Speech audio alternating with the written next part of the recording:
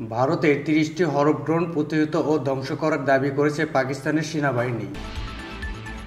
তারা বলেছে পাকিস্তানের বেসামরিক ও সামরিক স্থাপনায় হামলার উদ্দেশ্যে ড্রোনগুলো পাঠানো হয়েছিল। পাকিস্তানের আন্তঃবাহিনী জনসংযোগ পরিদপ্তর আইএসপিআর বলেছে রাওয়ালপিন্ডি, গুজরাট, লাহোর, নানকানা, ঘটকি, করাচির মালির সহ বিভিন্ন শহরে ড্রোনগুলো দেখা গিয়েছিল। পরে সেগুলো ভূপাতিত করা হয়। নিরাপত্তা সূত্র বলেছে নিয়ন্ত্রণ রেখার পান্ডু সেক্টরে ভারতীয় সেনাবাহিনী বিনা উস্কানিতে গুলি ছুড়েছিল। পাকিস্তানের সেনারা তার কার্যকর জবাব দিয়েছেন।